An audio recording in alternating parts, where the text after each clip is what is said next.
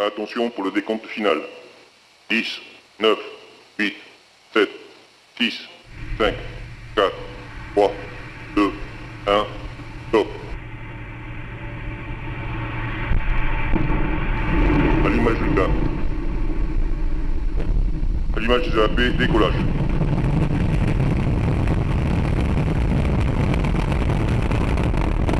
Paramètres à bord sont nominaux.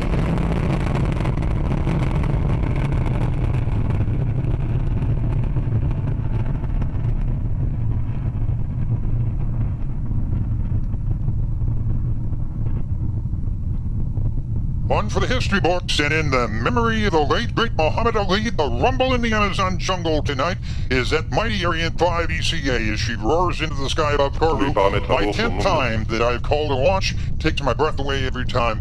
We're 57 seconds into the flight, Ariane 5 breaking the sound barrier here in Kourou, and the massive Jupiter facility beginning to shake right now as the launcher roars out over Devil's Island, made famous by the movie Papillon.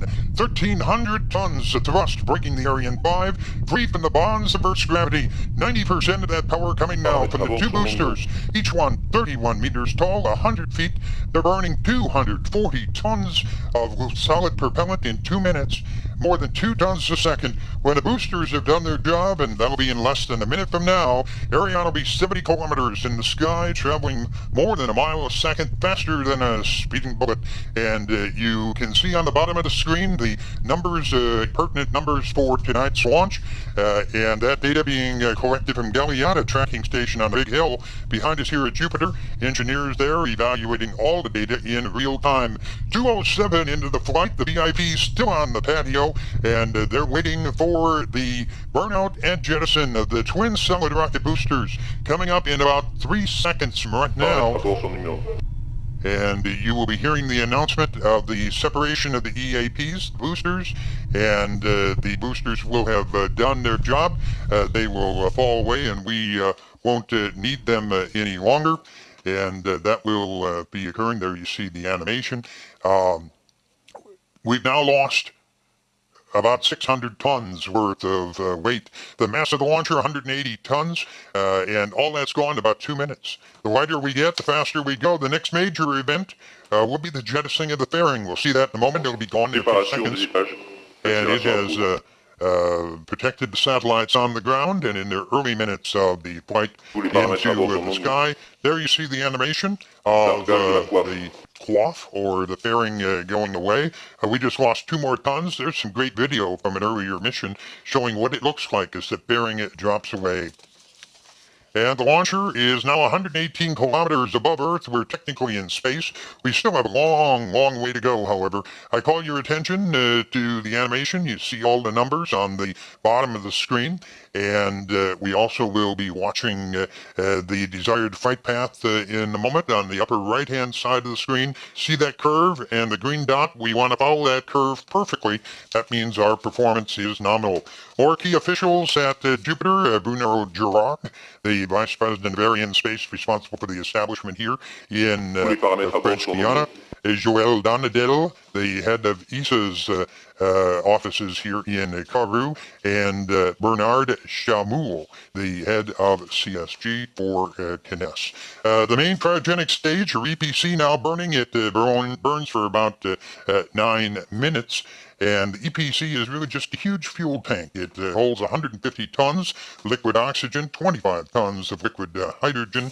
That engine gulping 320 kilograms, 700 pounds of fuel a second.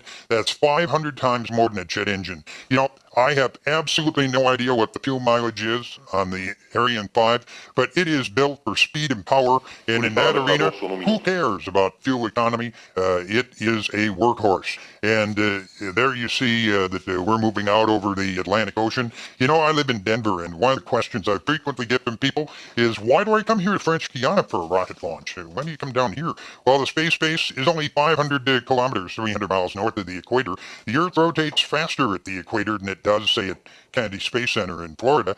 Thus, the Ariane 5 gets a huge boost from the Earth's rotation. This allows satellite operators in many cases to launch heavier payloads, add more fuel to their birds, and increase their operational life. And that generates more revenue.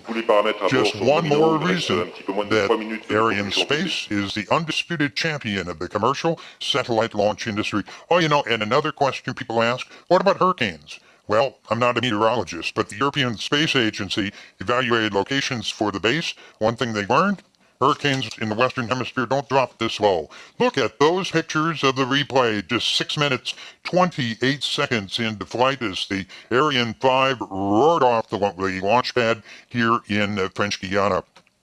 And, seeing it roar off the pad reminds me of one other thing. You can never say never, but French Guiana doesn't have earthquakes. So the only time the Earth shakes down here is when that happens, which is one of the huge Ariane 5s or the Soyuz or the Vegas take to the sky from CSG. We are right on track at the 7-minute mark. And the rocket is currently 165 kilometers above the Earth. We're moving on out at great speed tonight. Final target 9.3 kilometers per second. And a few more interesting facts. EchoStar 18 and BRISAT represent the 533rd and 534th satellites to be launched by Arianespace. They also have the 119th and 120th satellites to be placed into geostationary transfer orbit by the workhorse of the fleet. The Ariane 5 has been picked up by our tracking station in Natal, Brazil. Everything functioning perfectly right now. Tonight we're using 5 tracking stations. Here in Kourou, it's Gilat, up on a large hill just south of us here at the launch base. Natal in Brazil, Ascension Island in the mid-Atlantic. The west coast of Africa, we've got Libreville, and on the east coast of Africa, we have Melindi.